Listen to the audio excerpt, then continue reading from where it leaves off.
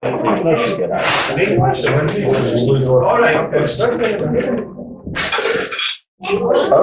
down now, please. Settle down, folks. The Imperial Master has spoken.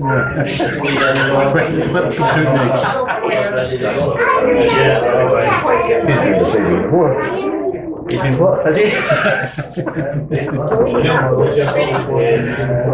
Mr. Puppy.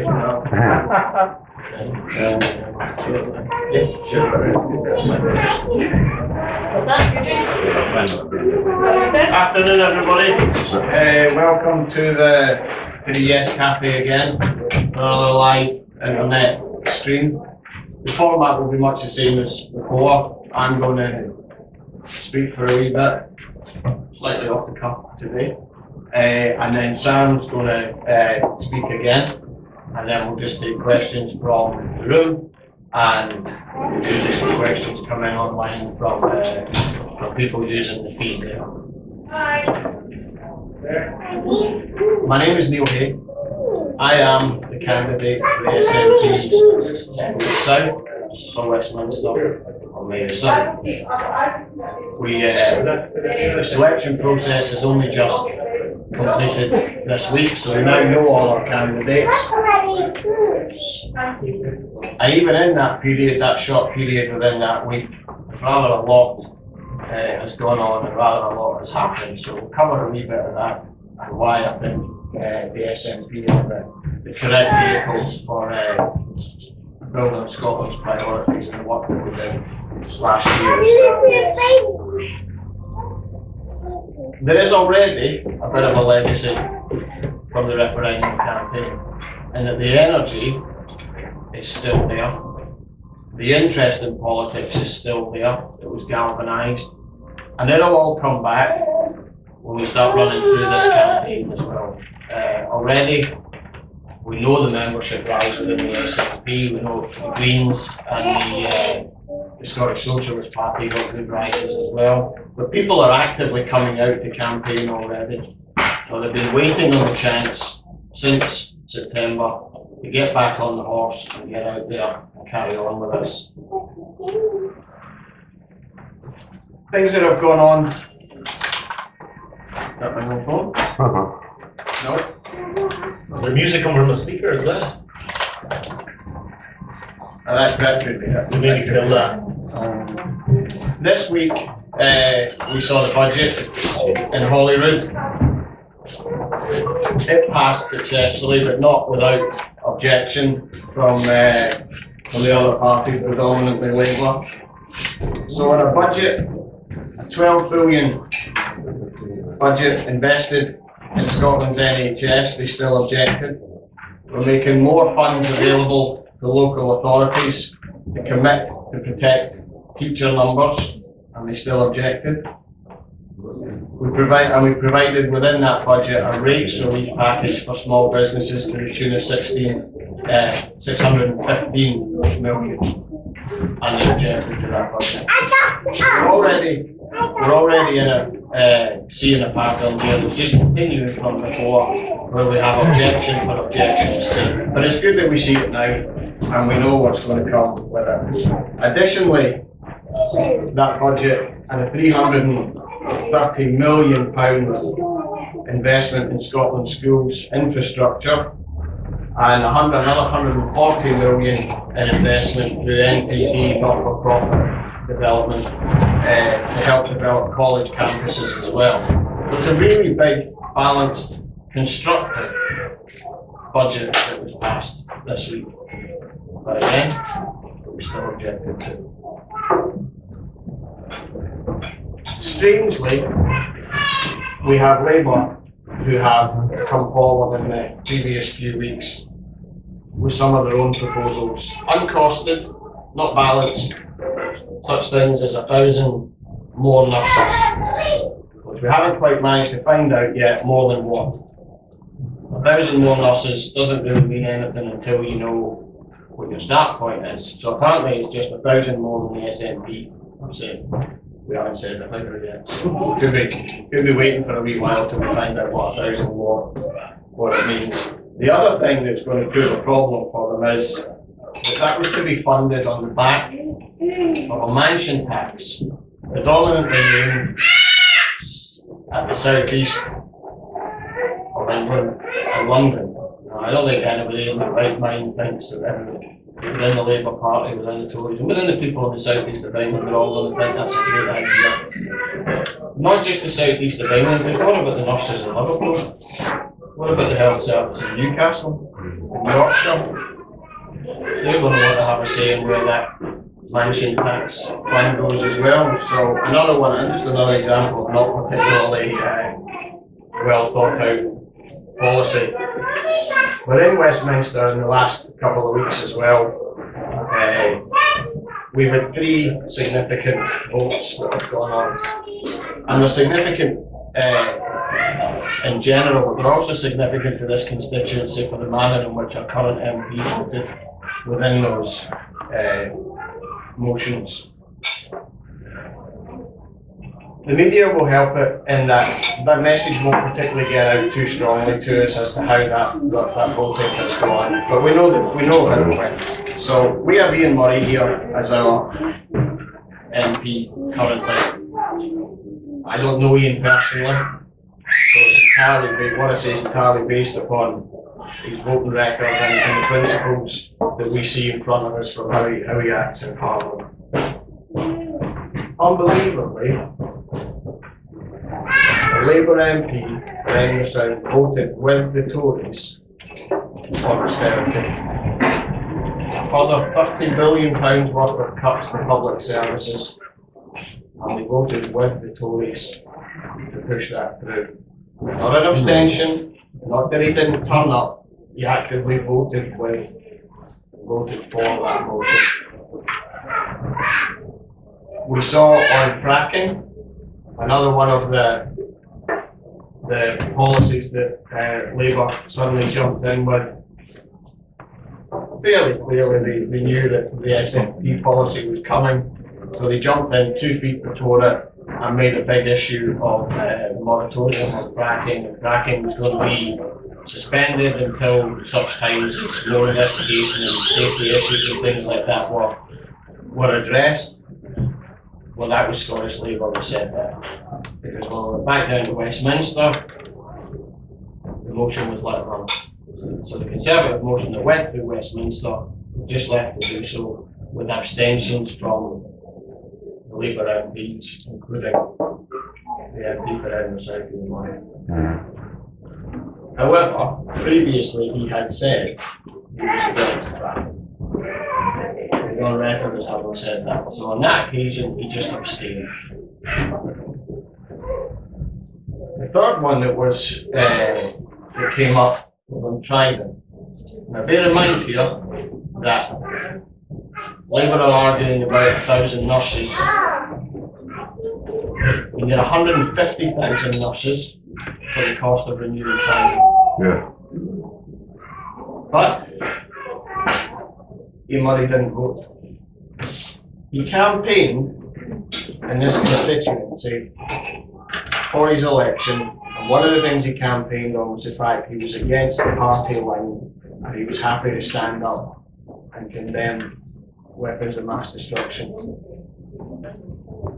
And he was elected, and the opinion moved from, well, yeah, but there's no point in us getting rid of them if everybody else still has them. And then we come all the way around full circle, not full circle, polar opposite to where we were when we had the opportunity to vote against, well, it was actually voting for the motion. The motion was to say we do not want renewal of time. So he could have voted for the motion and he wasn't there. So 3 core issues there that all affect us as a constituency. And I don't think any of us would feel that the voting that went on there particularly represented us as constituents here. 4.2 billion, before they get to making a decision on whether we renew Trident, 4.2 billion will be spent on that project to prepare the information to work out whether it's a viable project. 4.2 billion. It's frightening. Frightening. So, what else has happened? We had the vow. We had the vow last year, then we had the vow plus. This might not work on camera, but hands up if you know what the vow plus means.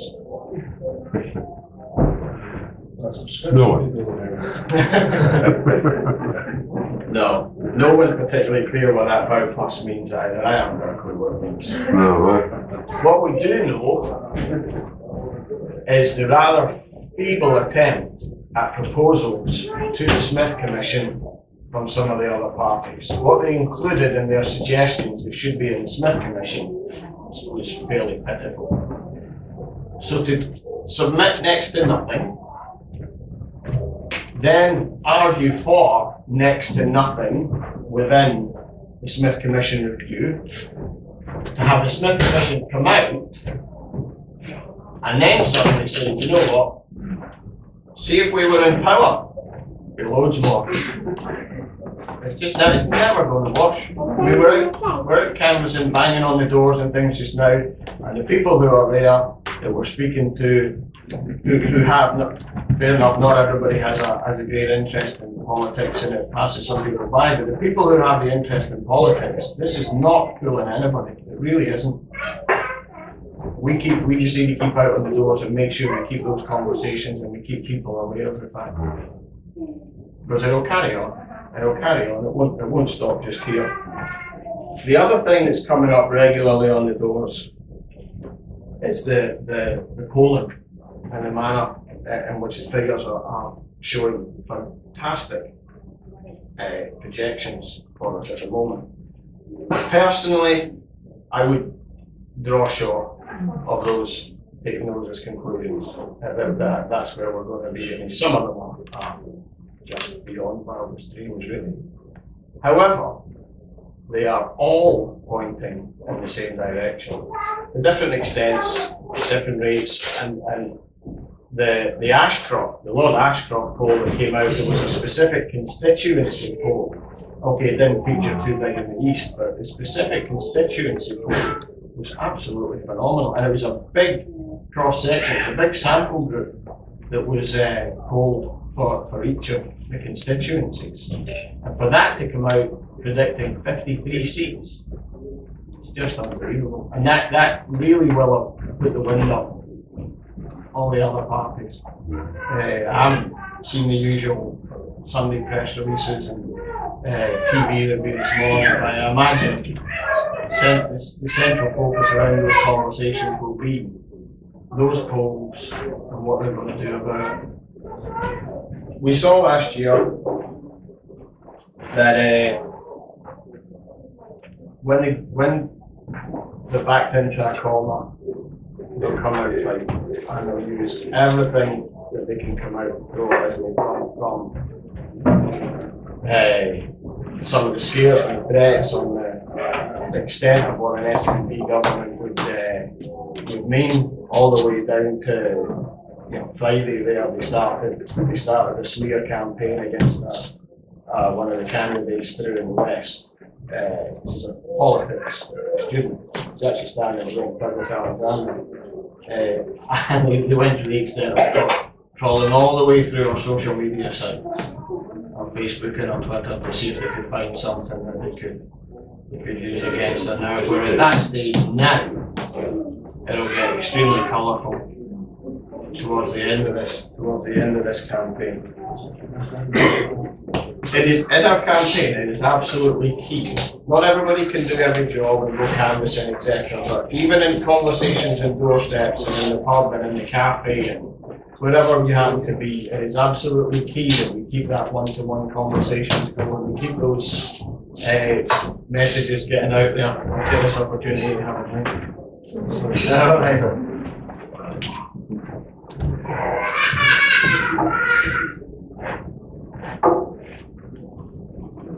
So, what difference can we make at Westminster? For years and years, it's always been kind of felt. We go down, it's a bit of a protest. When we're down there, we get our MPs get the extremely occasional chance to stand up and say something. usually what's answered has got nothing to do with the question they just asked, and then it's sitting down and back in the box. This time round, it's completely different. Completely different. We need an alternative to austerity. We need an alternative to the cuts programme that's in place. We need the campaign that they do not replace Trident. Do not squander that money that is desperately, desperately needed elsewhere for public services. We need to progress the powers home rule. We need to work to that before it goes cold and we lose all the impetus and we lose the momentum that we have towards it. Again, on the doors, yesterday when I was on the doors, we had 40% of the people who I canvassed used to vote Labour. Not a single one of them will vote Labour.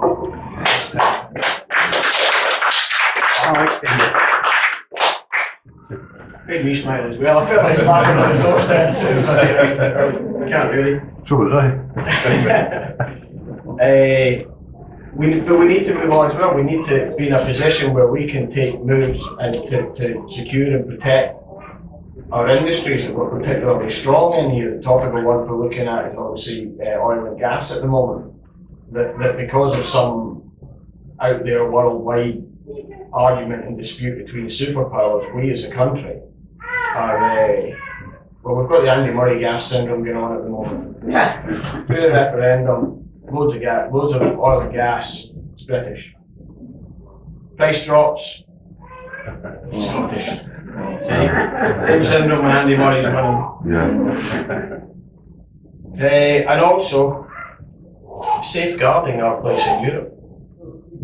We have to make sure we're on the front foot there as well. And you know, there's a proposal there that will come up for debate that all four component parts of the UK have to agree that we come out. It's no use us voting to be in Europe as a nation of Scotland and then being dragged out because they voted to leave elsewhere. And when we look at the splits, the population splits around the country, there's a huge volume of people down there in the southeast that can really strongly determine how that vote goes. And that is just one small pocket. So we need to work from now, from when we get down there in May with the numbers. Also, there are other things that we could do that will impact as well. We would be looking for a bill to protect the English NHS. We probably wouldn't propose and raise that bill, but we would most certainly be looking to support it. It's not just a case of protecting them from themselves. It impacts greatly on us too because of public spending. Our money, our pocket money that we get back is based predominantly upon public spending. So the more you privatise, the more you sell off and you lower the government public spending, the less we get back. And in the Smith Commission, don't let anybody be fooled on that. The Smith Commission is fairly categoric that it says there'll be no more money, just moving money around different ways, and we get to spend our pocket money slightly differently. So it's not a case of the Smith Commission suddenly releasing loads of funds to us that we generated ourselves. It is very much the case of we can just choose to spend what they give us a wee bit differently. But we've already seen, we've got the two main dinosaur parties down there. And one of them, I don't know who thinks these up, but they must be on a lot of money. One of them says, vote SNP, get the Tories. And the other one, after a big powwow, says, vote SNP, get Labour. These are powerful executives, these guys that are coming up with this. So we know where they're going to pitch. It's not imaginative. It's no longer even truthful. Now we know the statistics there of how infrequently the impact of how Scotland votes reaches Westminster. I can't remember exact stats, but it's next to never that it's ever made any difference how we voted down there. But this time could significantly change it because they seem fairly eeksy-peeksy at the moment. There's not much in them. So we may well hold that balance of power. every chance that we will hold that balance of power. Now within those negotiations, we have categorically said we will never deal with the Tories to put a Tory government in Westminster. Right. Within that, you can take as read, you can as read. We have said that we would speak to Labour. So we would speak to Labour. We haven't run out and said coalition, only Labour have said coalition. So that's maybe one of the smarter moves, that they suddenly start saying, well, we get a coalition with the SNP. We haven't said that. We've spoken about a supply and confidence arrangement whereby issue by issue we work through negotiations with them. But we haven't come out and said we would go into a coalition with them. On a slightly political side, we haven't said we would. But it's them who put forward the idea of coalition. For all Labour's rushing in, thinking they know what we're going to say, and then try and claim it 4 or 5 days before the SNP announcement, strangely enough, the one they have not matched is to say that they will not do a deal with the Tories to get into government. Now, when Labour won't distance themselves from forming a government or an arrangement with the Tories, there's something far wrong. There is something far wrong. We don't particularly want to be associated with that. You know, we are a very different party. We're a different society. We're an embracing multicultural society and party. We are a progressive one as well. We welcome people based upon, it doesn't matter your gender, your race, your creed, your sexuality. You're all welcome. There is no stigma. There's no discrimination. Everybody is there. And even this week, Nicholas was talking about the LGBTI group and how we support them and don't let policy from down south pass and come through with impacts upon them. We have a good formation there coming with the other smaller parties who are hoping to do well in Westminster as well, through the Greens and Plaid Cymru. And I can't be the only one who's really looking forward to seeing the 3 female leaders of those parties on TV debates up against the 4 untuffers. All stuffy there in their suits and let the 3 of them put them under the spotlight. I think the difference between that and watching Clegg, Miliband and Cameron on the telly is just night and day. We don't have yet a big media support. Obviously social media, we have a good high presence and that's very popular and we get a good message out there. What we do have obviously is the national. Yes. Now, I would encourage everybody to support the national. Yeah. It had a splash and then as new things do, it kind of tailed down and leveled off a wee bit. But buy the national, subscribe to the national, read the national and leave it wherever you are. It's a great way, it's a great tool and a great means of physically leaving hard copy somewhere that other people can read.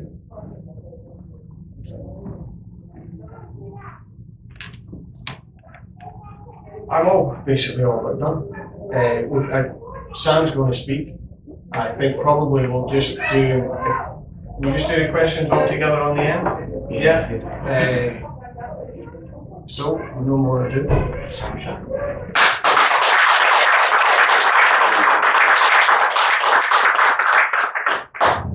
Well, hello everyone. It's a pleasure to be invited to speak here again, and it's always a privilege to speak alongside our fantastic candidate Neil Hay. And congratulations on your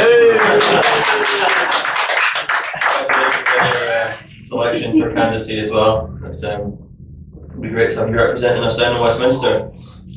Now, as I have said before, I've never really been one for long speeches or talks, so I'm going to try and keep this relatively short and to the point to leave some time for questions at the end. Well, I suppose I'll begin by talking with you briefly about me, about who I am, how I got involved in the Yes movement, because I know some of you weren't here from my last talk. So, a without further ado, a little bit about me.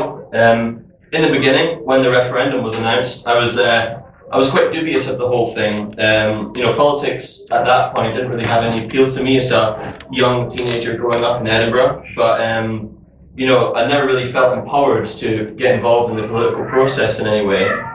But I think the more I got involved in the Yes movement and the SNP, the more my attitude towards politics began to change. I began to appreciate everything that the SNP and the Yes movement were trying to achieve for Scotland, and I became encouraged as I saw more and more young people around me getting passionate and involved in politics.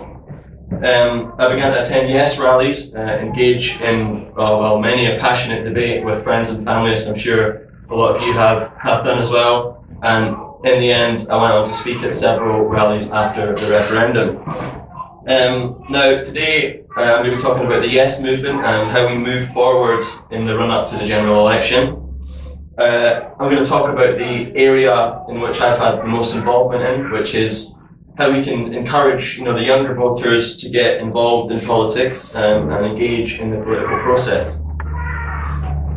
Initially, after the referendum defeat, I was very worried that the Yes movement would break up. I saw these different groups and factions forming, and I was worried that that would just pull the Yes movement apart. But I think what we've seen since September has really been amazing, and I think this Yes Hub is testament to that. And I'd like to thank everyone who works and runs this Yes Hub. It's a really great place for the movement.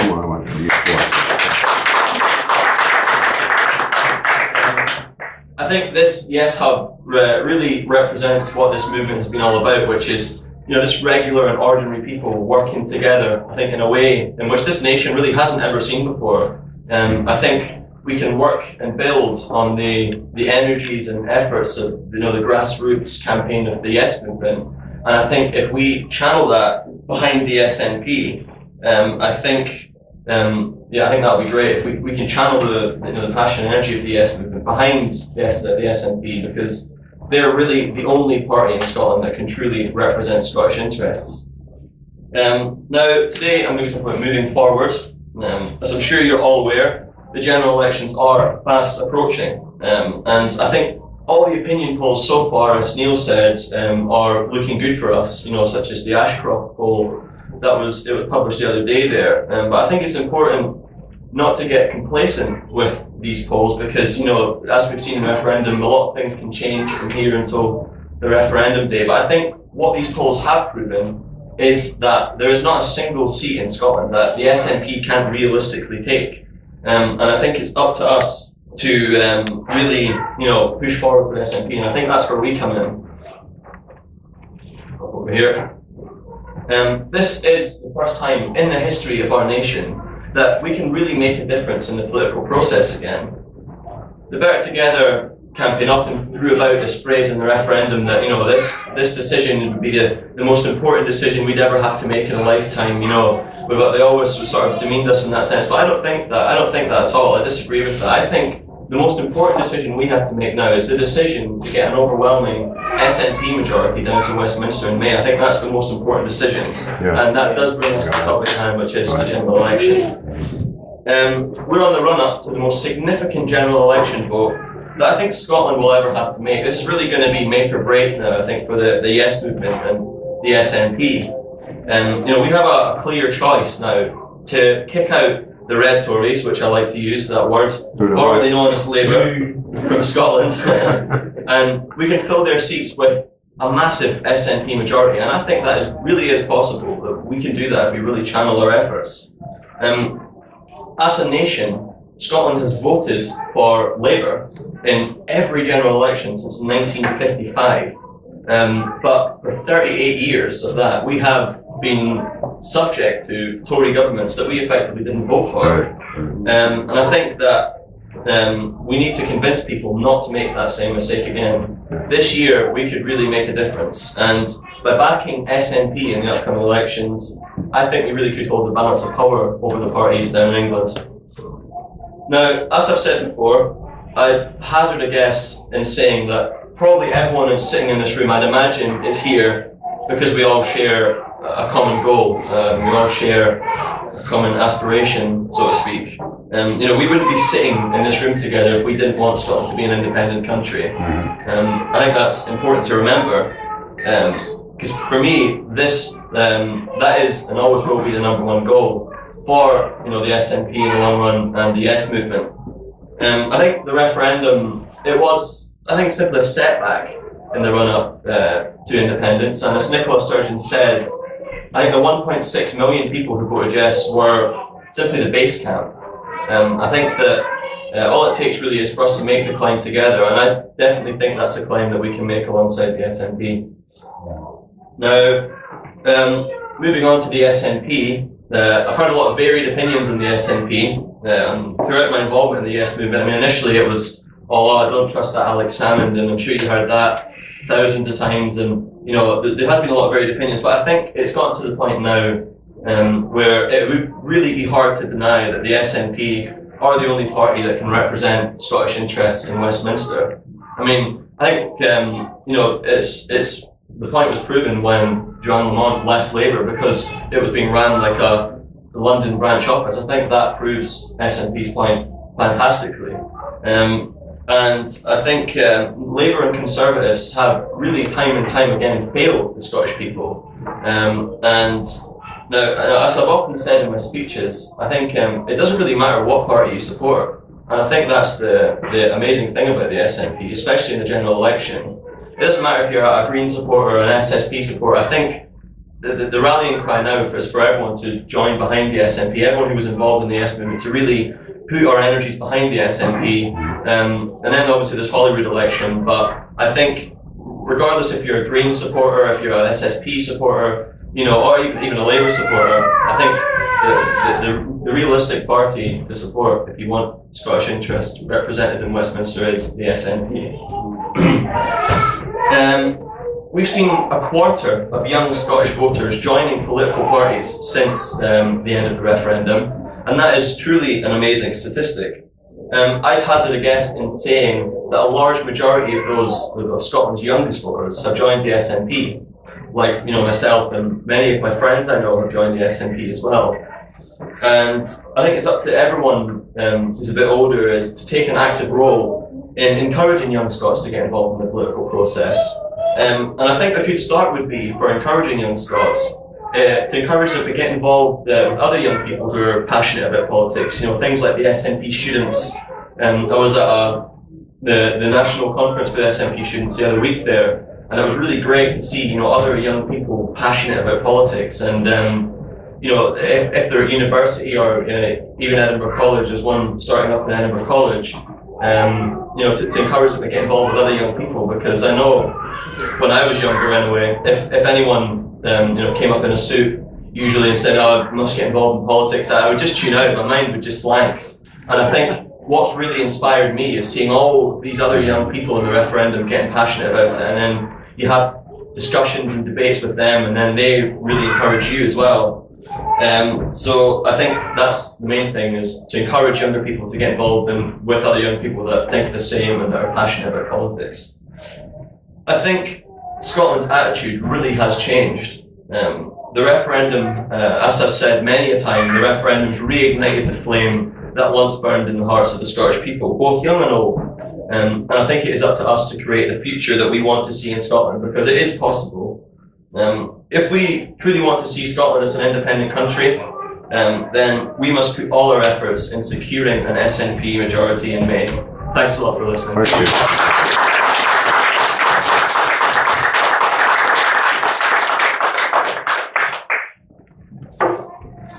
Questions? Yeah. From the room, and then we can see if there's any online. Anybody got any? Yes, go on. We made the point earlier that Labour are going down that same tile road and vote SNP, get Tory, and they're even going so far back to vote Roaster Thatcher in this one. It's not really a question, it's more of a request that I think we should actually get the figures out on election pamphlets and literature. I'm particularly thinking from 1979. Anytime I've decided to for this election, if I get any Labour person come up to me, give me that line, I'm just going to say, right, explain to me 1979, 83, 87, 92, and 2010. Well, I know you said 1955 onwards. I think it's only really in the time of from Thatcher onwards where the Labour vote was overwhelming in Scotland. Not just a majority, it was overwhelming. We all remember the feeble 50. You know, I think we should get that into a pamphlet form that we can hand out to people. Well, there's the figures. This is what they're saying. You vote Labour, you vote SNP, you're going to get Tories. Well, there you go. 44 Labour MPs, 50 Labour MPs, 41 the last time. Tories. I think if we can get that into the election literature, if we make a stronger case and blow this lie right out of the water. I definitely agree with that. I think there might also be a tendency for people to say, if you tell them that, they might say, oh well, if we vote SNP, what's the difference? It'll just be the same. We'll still get Tories anyway.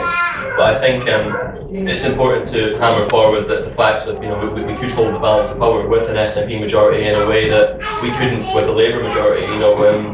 We've seen that by voting Labour for all these years, and since 1955, and obviously the more recently when we've had a significant majority, we've seen that doesn't make a difference. That we're still going to get Tories out of the way. So if someone really does want to see a government that's different than this is standard old Tory, then we have to vote SNP. It's really the only realistic option. Plus, the other thing is, to me, the most is in here, a Labour government these days, it's not Clement Attlee Labour government again. Yeah. That should also be made prominent. Let's say to these people, well, Labour, I mean, what sort of Labour, but is that a good thing? It's just Labour name only now. We emphasise that. Yeah, we have it on the, again on the doors. I'll take the point on literature, and we'll have a look at producing some material. Just show people how it is. Well, that expression Labour in name only is quite a nifty, quite a nifty description. Labour in name only. Oh, let's get Tories who get Labour and? Well, that's a conversation that goes one of the things that obviously we've had that with Labour for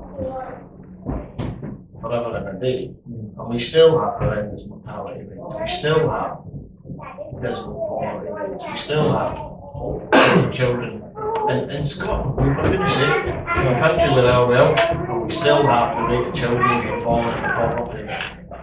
It's slightly, the policies there to improve that slightly, but there's no gain to be had from compared to what we had before.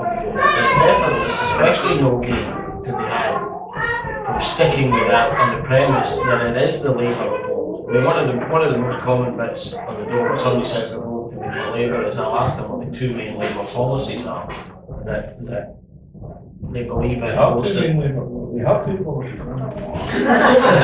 That they align with and whatever. And most folk can't tell you. It's still stuck. Until last year especially, we're still stuck in I voted Labour, and I voted Labour, my mum votes Labour. Just like a red rosette on a hat stand will vote for it. Yeah, but I genuinely believe there's a movement away from that. The energy and the interest and the engagement that came from last year, there's a movement away from that people, I said the statistic from yesterday, that people are thinking about it, people really are fed up with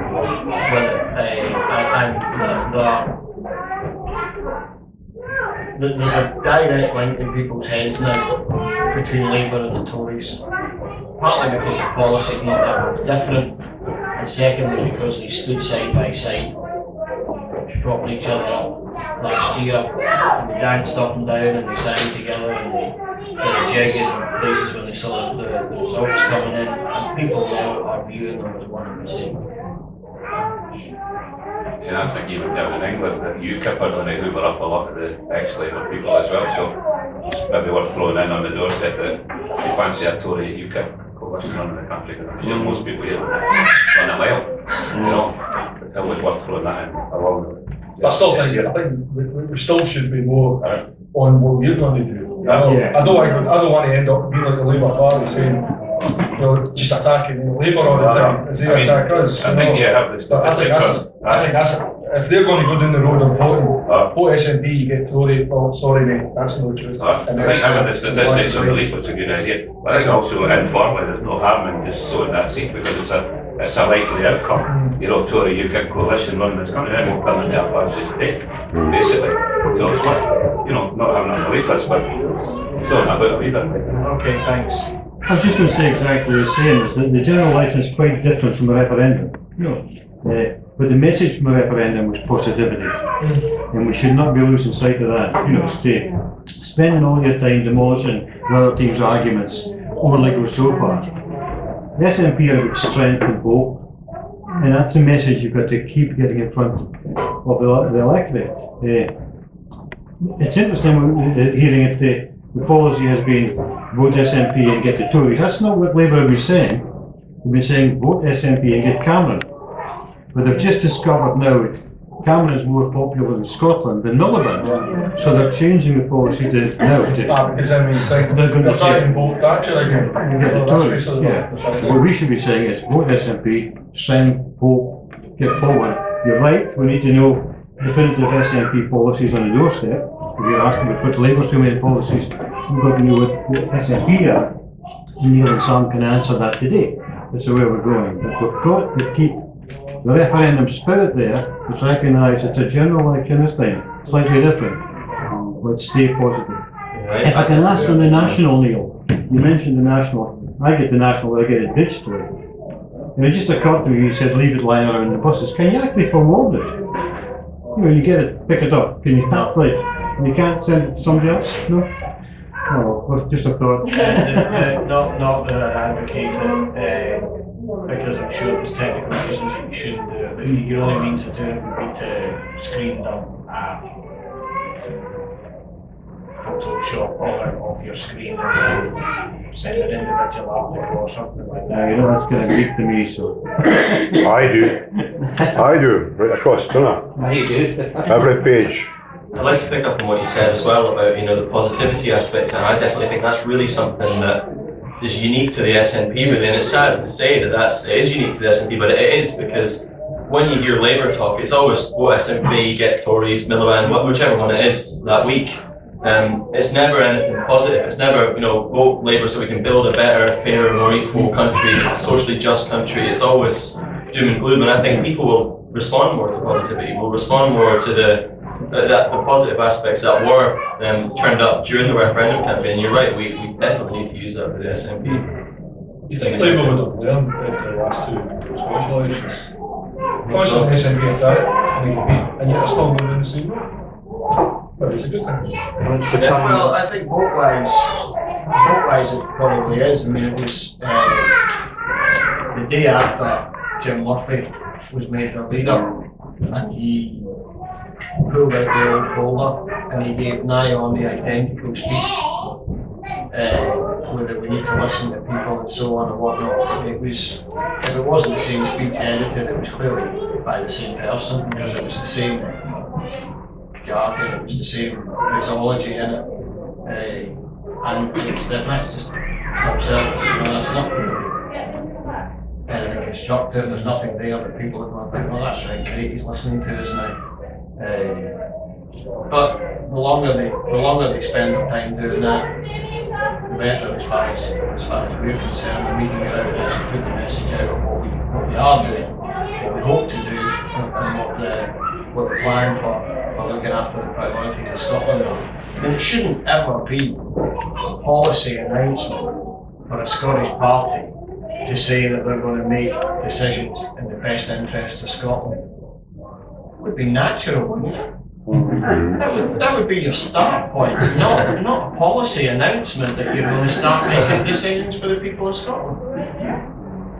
One other thing we should be doing, and that is immediately say we will not go into coalition with Labour. Yeah. And Neil made that a point saying that they haven't actually said that yet, but we should. It should be very clear that there's no greater lost leader than saying you go into coalition with any other party.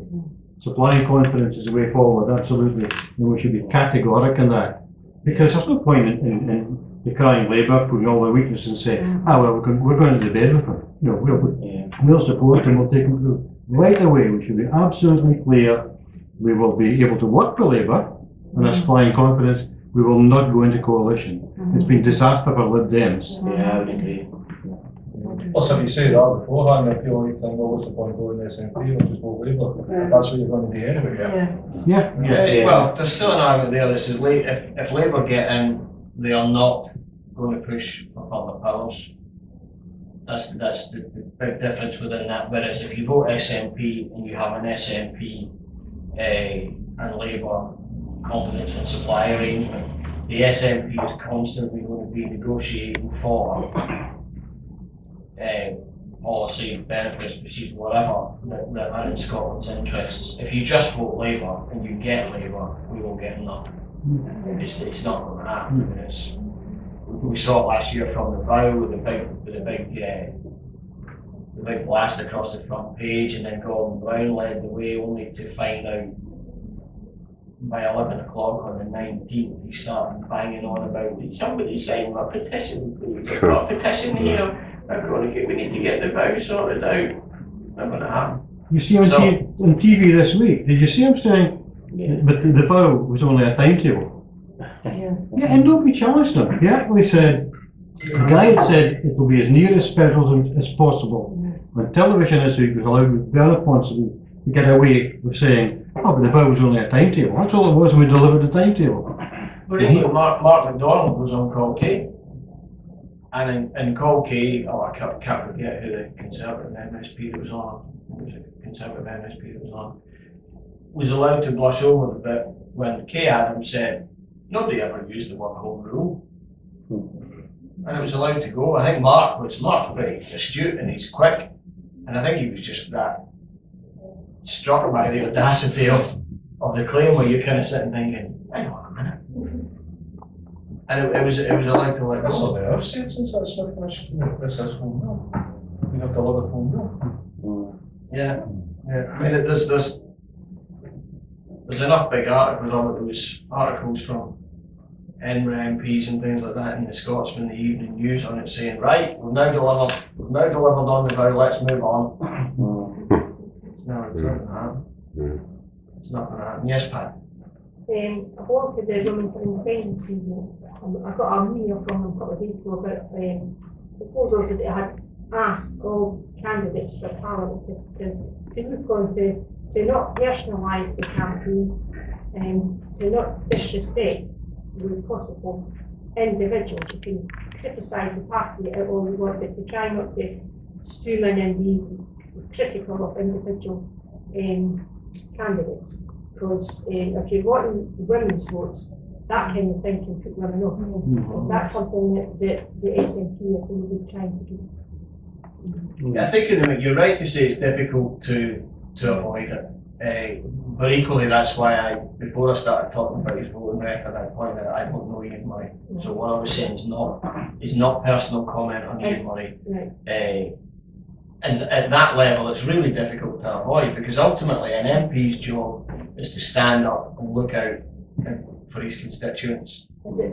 This is maybe a silly point, but is it not easy to say the MP for Edinburgh South has done this rather than mentioning it by name? Is that make a difference? Because a lot of women, according to statistics, often they start name calling them. I don't think it's I don't think that's name calling. it has to be. We have to correct errors. But nobody asked you about it. No, I know, but I think it's more, we don't want to be attacking, but we have to defend. Yeah, I understand that. It's just a point of Just the facts. Yeah. I never emotional point, but just the facts. It's definitely something we have to watch because there is it's not actually within the party culture to focus on the individual. Anyway, it is a very big tactic that's much more familiar down south, and the spin and media departments that go on down there will try to discredit the person more so than the policy or whatever that's on around it. And it's definitely something we have to watch. And I don't think it's not a natural position for us to take party-wise and candidate-wise. And the other thing also to remember is there's an awful lot of, certainly the people selected, there's quite a lot of the candidates have come in on the back of Yes, and where we were in Yes was all positive on the message, etc., and not focusing on the individuals. What's the cover story on the Sunday Herald today? Is that about Labour stealing Yes ideals or something? You have seen that? Still the work, just the work. Yes, you want to steal the word? Still the work themselves. We can't. Yes, for Labour. I haven't read it. Have you seen it? No, I haven't seen it. Yes for Labour is for the government. Yes for Labour. Have you got the data there? I've got it here. It's Murphy. Yeah. Murphy that said that. One of his cohorts said here, Daniel Johnson, the party's Holywood candidate in Edinburgh South, he's actually registered a batch of websites as part of the project, including Yes for Labour, Yes for Scottish Labour, Yes Scottish Labour, Yes Labour. So he's registered them just in the chance that we'll choose one. Right. And they go Yes. That's quite something, right? Yeah. It might be a wee bit too late. I feel that perhaps Yes has such a strong brand already towards the independence movement. But with regard the thought that goes behind that. Just a question just about numbers really, and for the wider audience watching at home, where do the numbers grow from like the 18th of September in the local branch to now as membership? As a constituency, we had 346 on the 18th of September, and we now have just on 1,400. For that's within the Holywood constituency. It changes slightly from the Westminster one, but Frank's network based on Holywood, so it's under 1,400. And this weekend, this is across Scotland. Do you get any idea how many Yes stalls were set up in town cities across Scotland? Not yet. And constituency-wise, we had five different teams out across the weekend, but one of them's today. So we had five from the constituency alone teams out, and I think that will be replicated all the way across. Now that all the candidates were decided upon this week and that the full team was there, this was what was called the day of action that kick-started the campaign. With regard to numbers of teams that were out, I don't know that information. An awful lot of online activity that supported it. Right. And this question for me, just on a sort of a personal question really, when you won the selection race, did you have a sort of sudden gulp with your head is now really above the parapet and you're going to be under scrutiny, and you know what did that feel like? There was no gulp. Without being remotely complacent, I was out, on that time campaigning for myself basically. I was out every single day to make sure that I won the selection, but I was quietly confident of doing so. So there was no surprise element to it as such that when I won it. I'm quite an unassuming person who doesn't. I don't have a radical, revolutionary frontline edge to me that people can dredge up and no tweets about football teams. Well, it's difficult to avoid. I'm an Aberdeen fan, and occasionally avoid that sneaking in. So, but I don't think there's anything risky in any of them. There's a fair old, to become the candidate, there's a vetting done on you. to reach the stage of being an approved candidate. So, you know, if there was anything glaring or untoward that you were doing ongoing, you would be raised. But if you don't have anything raised, then well, okay. Thanks. You don't think you're too nice at times, Neil? You know, it's going to get dirty in the next 2 or 3 months, but you're very nice to everybody and laid back. I know you do all the work underneath, that's for certain. I've witnessed that through the Indie campaign, which sometimes, you know, be too nice. I suppose it's a nice problem to have. It is, yeah. I can campaign with an edge. We can change focus, etc. It wouldn't be my natural disposition. Yeah. But I suppose a lot of that is going to be driven by how the campaign goes. But my inclination would not to be dragged, not to be dragged to that, and to remain on the upbeat, to remain promoting the positive, remain promoting the difference that me as one of a number of MPs getting to Westminster can make for addressing Scotland's priorities. That it'll all remain positive and on the front foot. But if we have to react to something to defend, or if it particularly benefits the campaign to be slightly more on the front foot, then we'll do it. I don't think that's necessarily a bad thing either, being too nice. I think that's something, well, like you said, you know, it's goes hand in hand with the whole positivity and, you know, hopefulness that we can draw from the Yes campaign. I think that should be just a prerequisite for a politician, is to be nice and to be, be able to engage in people in a nice manner. And I think that's a good thing, a growing quality for a politician. One of the other bits is, in the candidates that have come through for selection this time, is a move away from the career politician. And it's a personal opinion, it's not a party stance, but one of the things that I believe politics suffers from is that cycle of you become an intern, then you get a job paid with somebody in one of their offices, then you get into the branch network, then you become selected, and lo and behold, then you're standing for MSP, MP, councillor, whichever there is. And I think that within that environment, there might be the tendency to get wrapped up too much in what a media department might tell you or say.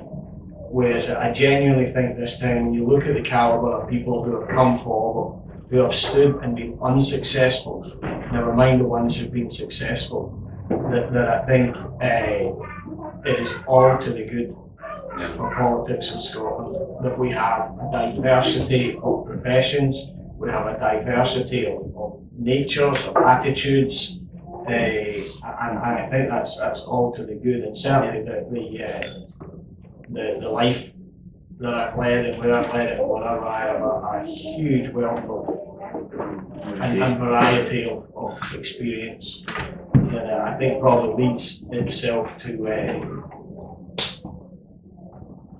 certainly in the last few years, my demeanour, my nature might be slightly calmer, slightly less reactive on occasions than I might have been before. My dad's sitting in this room, he's not nodding or shaking his head at the moment, so I don't know if he agrees with me or not. But it's something I'm mindful of, that on occasion I can deal with things, I might have to deal with things slightly out of my normal nature. Conception survival, what would be the opportunities for the candidates on a platform? Who would organise such a thing? Do we have to request that, or to get you in the same room with anyone? Well, there's more than just me anyone can look to put on hustings. I know from communication that during the referendum that Others would only come forward if it seemed to be arranged through the church network, and rely on a particular network. But anybody can look to put on those things, and you just have to then go and invite the candidates, and it's up to them to see if they're free, whether they want to do it, whether they can commit to it. Anybody can do it. In the general election, there was something like 12,000 plus votes Labour, 12,000 plus votes Lib Dem, and 3.5 was it for SNP? Changed completely a few months later when Jim Eadie's elected. So what's it? The main target clearly must be that 12,000 Lib Dems must be available, and probably the 12,000, maybe 4,000 Labour votes, that's 16,000. How are we going to get them? How are we going to get them across? There isn't a distinction between. I'm sorry, I'm getting all the questions here. There's a distinction between the stats and the figures that we look at from 2011 and from the general election 2010. There was a big movement that obviously meant Jim Eadie got in. Jim would probably agree that he wasn't expected to get in by anybody at that stage, and Labour and the Lib Dems went to town on each other, and he ran a good solid campaign, and he snuck through the middle when neither were looking. There was a big drop in the Lib Dem vote between 2010 and 2011, but it was still a big figure. We have a number of policies just now that more or less fit exactly with what the Lib Dems stood for back in 2010. Through the EU, through fracking, through some of the green issues, but home rule and federalism was one of their big things, and that is exactly what we are, campaigning front and centre for. More powers there. So we have a big opportunity there to get to the Lib Dem vote that still remains. It's a really disillusioned, it's a really soft vote out there for the Lib Dems. When it came into 2010, it was very much they were viewing it as it was either they were both Lib Dem or Labour. There was no sort of allegiance there. There was no paying up there at all that came about from last year. I don't think, and the information polling that we've got, I don't think there's any great bond between the Lib Dems and then the Lib Dems staying with Labour based upon the fact that they're a no vote. I think the Lib Dems as a group of all the opposition parties will get that this is about home rule. We just need to focus on getting the message to them. They're difficult to identify, they don't all wear the same hat or anything like that, but it just has to go across the breadth in our message. But it's not too dissimilar a message that we'll get the soft Labour vote as well. So we campaign, it's a natural way of getting them because that is our message. We're not manufacturing a message specifically to suit them different from elsewhere in the constituency. We actually have quite a few Conservative voters who are on record as stating that they might vote SNP this time just based upon those greater powers. Sam, you mentioned the connection with the younger group. Is that the same? Has there been any younger switching since the referendum? Yes, I think there has been definitely. Yeah, there's been a lot of personally, I've been involved in the SNP students a lot, and more so recent area. I definitely think it has. Yeah. One other area that we should look at. Sorry about hogging this, but is it the opposite side? The bit that let us down the referendum was over 55s who were very solidly no. I think some of them might be changing their mind when they realise that Gordon Brown's scare stories about pensions were unfounded. And actually would have been better off than in independent Scotland pension was. I was 5 hours on duty at the Reid Memorial Police Station, was dumbfounded about the number of golden oldies who were trotted out in wheelchairs, arrived in coaches. There was a huge push to get them out, clearly because I think they were a no vote. I'm quite willing, if somebody can identify all the retirement homes in Edinburgh South, to get 2 or 3 people and try and get in there and talk to all the voter. We're in the throes at the moment of communication to try and make sure that we get fair and equal access to them. We've had a lot of bother in the past accessing the retirement homes and sheltered housing complexes. We also have there's a wee team of musicians actually go in, and they go in, and part of the program when they go in is they go in and entertain them in principle, and then the part of it obviously is the opportunity to speak to them about it as well. So we tend to have to think slightly round the houses to get access and get in. Even materials, when we want to go and deliver to them, historically we've had a problem, so they become a postage cost to us to get into them. But I will take you up on that and put you in touch with the people who do the music side of it for the entertainment side of things as well. After the 25th of March, we'll get them in next door, isn't it? Aye. What about getting into the polling booths, you know? Is there any plan in the pipeline for helping people to get there? Right or not? Yeah, we'll do. We do usually run a lift service to the polling stations this time round.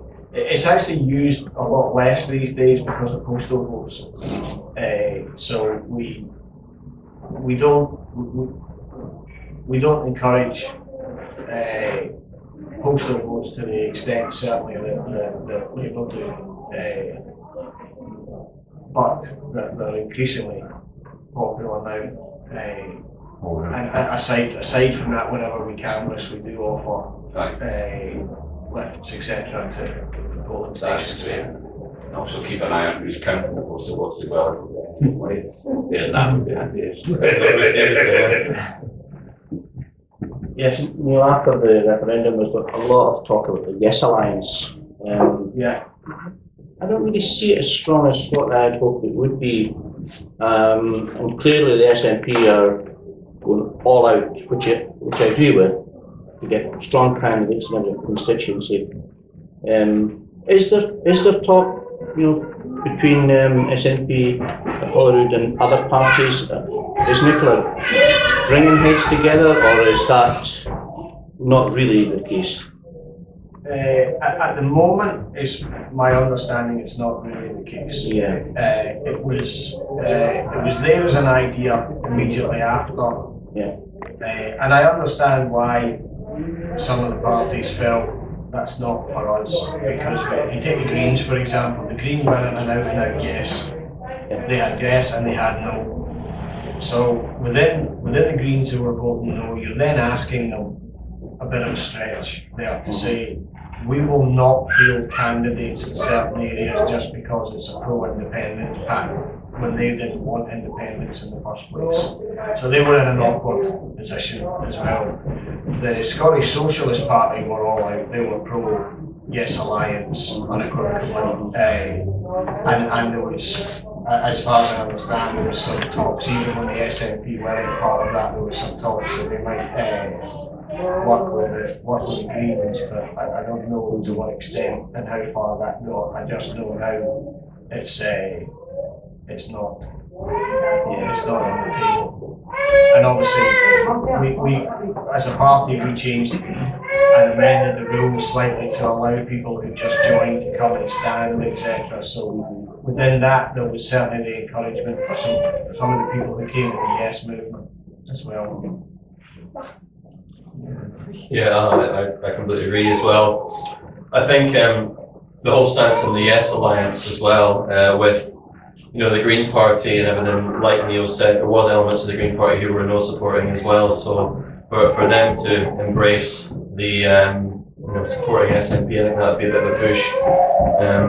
But I mean, I think initially I was quite positive towards the whole Yes Alliance idea, but I think really it's not going to be the best altogether because of the Greens and elements of them support no. And I think it's important as well that we have to support the SNP completely now. I think we're confident as well. I mean, I've certainly noticed from Facebook there's a lot of Greens who are talking about voting SNP without being cajoled or tactical voting. So for the government, I think a lot of them probably will see it as a tactical vote because some of them may want independence. Yeah, where we need to watch is where the Greens say they might field a candidate as to whether the Lib Dem vote goes to the Greens there, and that could impact on us. Whilst there won't be other parties could win necessarily in certain seats, where the vote rolls could impact on who does win quite significantly. One of the messages we could get out clearly is that this election is first past the post, because the Greens might be confused with proportional representation and thinking if they get a lot of Green votes they'll get seats. They'll just actually take votes away from SNP here. So I think we're going to miss this a first past the post. This thing by all means vote Green in 2016. Exactly, I think that's true as well as the proportional representation aspect of it is if you are going to vote Greens and you're an independent supporter, I don't think this election is the best election to do it, like you said, because it's first past the post. So in an area where it's likely it's going to go either SNP Labour, a vote for Green in that sense is relatively futile. Put Scotland first. Yeah, exactly. That's what I'm saying to all the Green people I know. I'm saying to them, trying to persuade them to make that tactical move. Sorry, I've just got a couple of questions to ask about registering to vote. First of all, there's the confusion about whether or not you're still registered to vote. Is there a number that you can phone to double check if you are? Yes. The website as well. Off the top of my head, I can't remember, but I can. Is it to answer somebody who's now? It's just like generally for people. It's just direct the government website register to vote. There'll be a number or even an email in there that you can look at. I imagine. Thank you. And the other one was as well. There was talk about stopping people. You know how during the Yes campaign there was people getting people to register to vote, and they were talking about not allowing that. Has anything happened? Do you know what I mean? They were saying they weren't going to let the people that were encouraging people to register to vote to basically register for them. Do you know what I mean? Or the main householder. No, the Yes campaign was getting people to register to vote, but they were talking about stopping that from being allowed. Before you didn't have to be registered for months, and I've got a letter from the Registrar Commission, and I could fill in again with more details, and actually signed it. Okay, and you didn't have to sign it before? Okay, sorry. Yes. Can I get appreciation for getting the Westminster information out here so you can speak with all the noise and all the banging outside? I thought that was pretty good.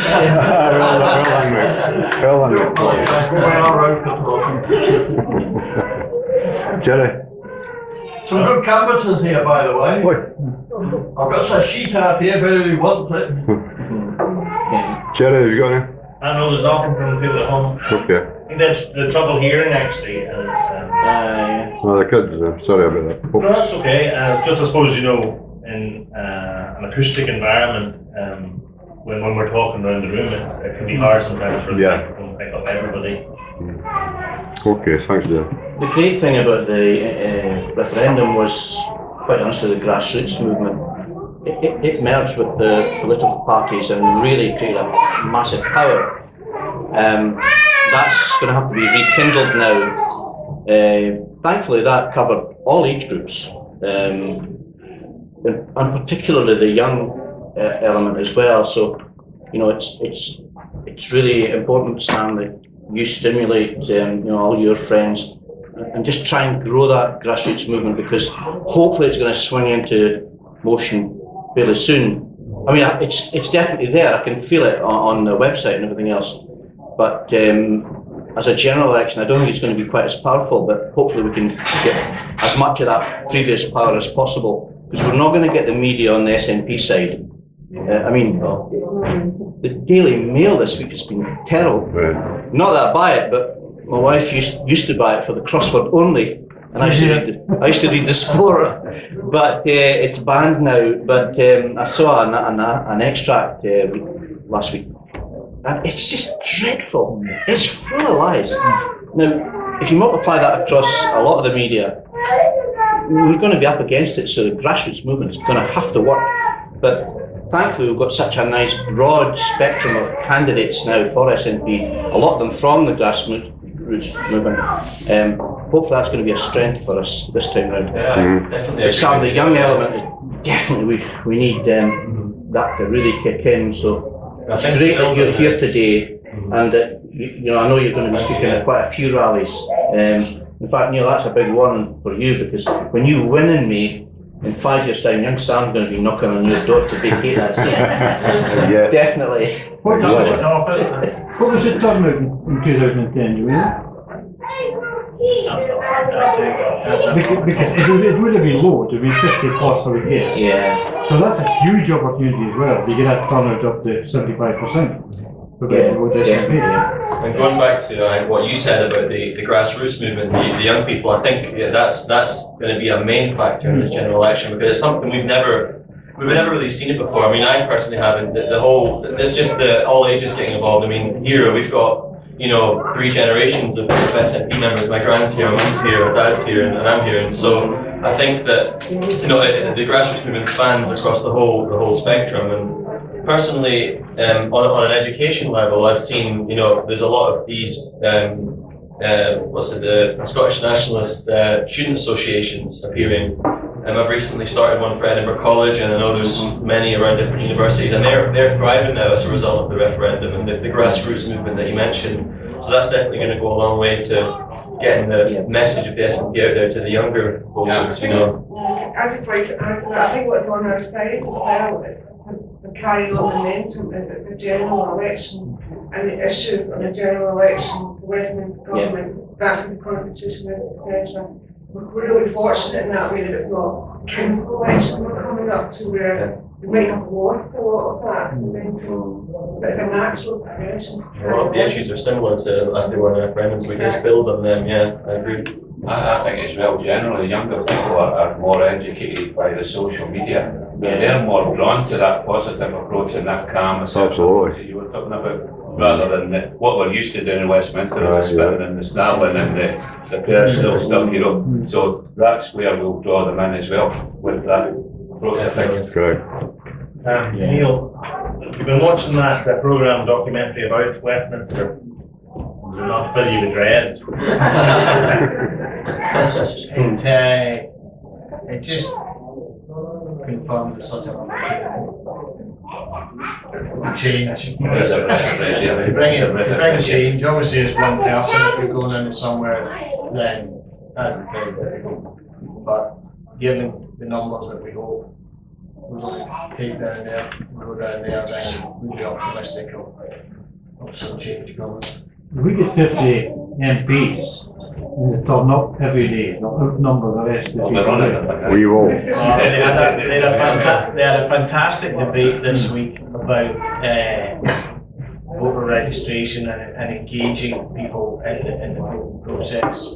That between the debate, there was 4 or 5 people in the chamber. So 4 or 5 people engaged in the debate about engaging people in voting. The thing is, we get no respect in Westminster at all as a party, so if we can get 30, 40, 50 SNP and just be disruptive, I mean, I think that's a really positive thing. That will send a clear message, like you said. We're not taking seats in a positive way, but just I was watching a video on YouTube the other day. It was an SNP member who stood up to speak, and there was an eruption of people shouting "Sean Connery, Sean Connery" over and over again. Disrespectful, Disrespectful. Seen that, but that's what's going on down there. But I doubt they'll be doing that if there's 40 to 50 SNP members sitting there. It'll be a very different case indeed. And a lot of the comments are very personal as well. Yeah. Across both sides of the comments. Would they do that to an MP who is a Muslim or Exactly. Good question. Maybe Polish or something or anything, but a Scots MP, especially an SNP instead. Well, this is the chance now. We do that to Aberdeen supporters. Sorry. Okay, folks, I think we're probably coming round in the conversation now, as opposed to questions, etc. So if there's nothing else coming down, question wise,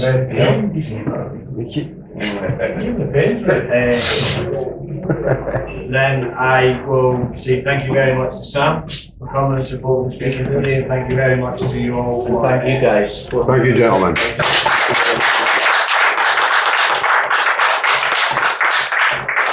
Congratulations again, Neil. Yeah. I'll second that. I'll second that.